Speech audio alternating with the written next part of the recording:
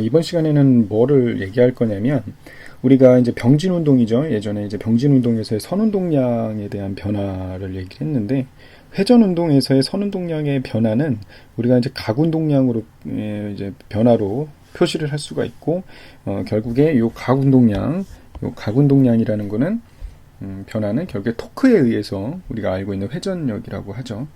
토크 돌림 힘, 그것에 의해서 변할 수밖에 없다라는 것을 얘기해 보도록 해볼게요. 한번 여기서 보면 알 수 있듯이 어떤 만약에 물체가 이렇게 있어요. 물체가 M이라는 물체가 경로 C를 따라서 어떤 힘 F에 의해서, 이 힘 F는 일정할 필요는 없습니다. F에 의해서 이렇게 이동한다고 볼게요. 호를, 이 경로를. 그럼 경로 C에 대해서 RT는 이렇게 볼 수 있죠. RT는 대문자 R의 R 헤타. 그래서 미소 변화량, 경로의 미소 변화량은 R, D 세타, 세타 해시고요. 그때의 경로를 A에서부터 B까지라고 놓을게요. 그러니까 이 말이 뭔 말이냐면, 요때의 시간이 A라는 거고, 요때의 위치가 시간이 B라는 경우죠. 그러니까 시점하고 종점이라는 거예요. 그러니까 여기가 시점이라는 거고, 여기가 뭐라는 거야? 그렇죠. 종점이라는 겁니다. 그랬을 때 작용하는 힘은 이렇게 FT는 구심력과 접선력으로 나누죠. 그래서 구심력의 보면 mr 오메가의 제곱이고요. 접선력은 mr 알파 가까속도가 되겠죠. 그렇다면 한번 봅시다. 우리가 이제 일 에너지 정리를 우리가 예전에서 공부했는데요. M이 요 경로 C를 움직일 때 분명히 속도 변화가 있어야 돼. 선운동력의 변화가 있으려면 단순히 힘만 작용하는 게 아니라 속도가 변해야 된다는 거야. 속도가 변화한다는 것은 뭐냐면 분명히 어떤 일을 해줬다는 거예요. 그러니까 운동 에너지가 변화했다는 거예요. 운동 에너지가 변화했다는 것은 일을 해줬다는 거거든. 그래서 이렇게 볼게요. 어떤 힘 F가 외력이 이 물체 M을 이 경로 C에 따라 일을 하게 되면 우리가 FTR 요거겠죠, 그죠? 이렇게 되면 운동 에너지가 변화할 텐데, 요때 이제 중요한 건 요쪽에 요 F 도 D 도트야. 아까 얘랑 도트 프로덕트를 하게 되면 어떻게 돼? 어차피 R 헤타 쪽은 한 일이 없어요. 제로가 돼요. 그죠? 그러니까 요 파트 요렇게 한 거는, 즉 구심력이 한 거는 뭐야? 속도 변화가 없다라는 거야. 일을 해줄 수가 없어요.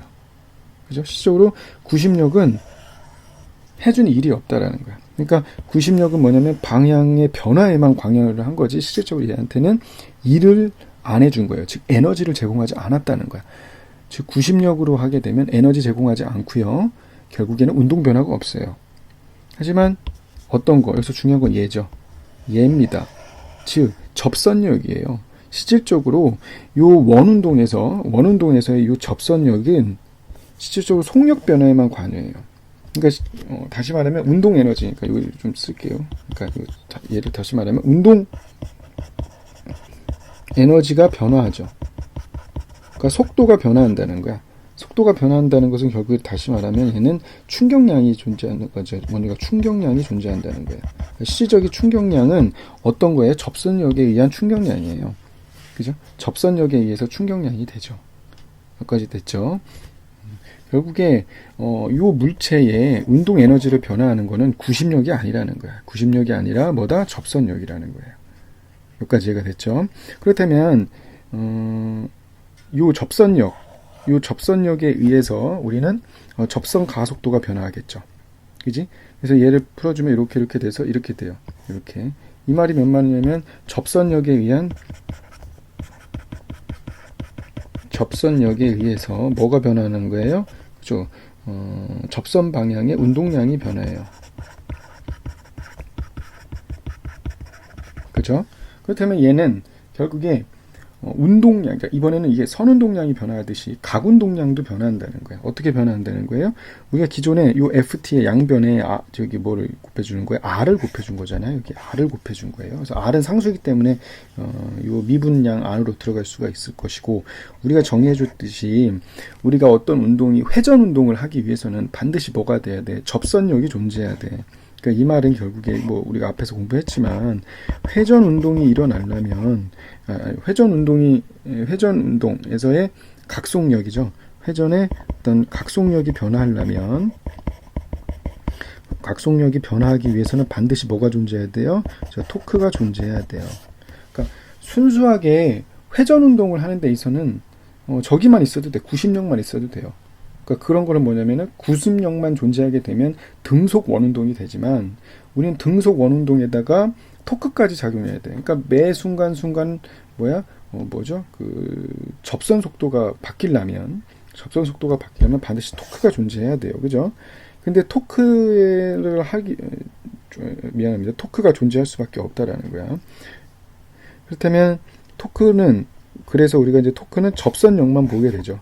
접선력만. 그죠? 우리가 필요한 거는 우리가 어떤 물체를 회전하는 데 있어서는 반드시 뭐가 필요할 수밖에 없다는 거야. 그쵸? 그 가만히 있는 물체를 회전 운동시키기 위해서는 토크가 존재할 수밖에 없어요. 그러니까 가만히 있는 물체에다가 우리가 구심력을 작용한다고 해서 얘는 회전 운동을 하진 않아요. 왜냐하면 각속도가 변해야 되거든, 결국에. 그 때문에 결국에 각속도가 변화하려면 최소한 뭐가 존재해야 된다? 그렇죠. 토크가 존재해야 돼요. 즉, 각속도의 변화인 거죠. 정확히 말하면.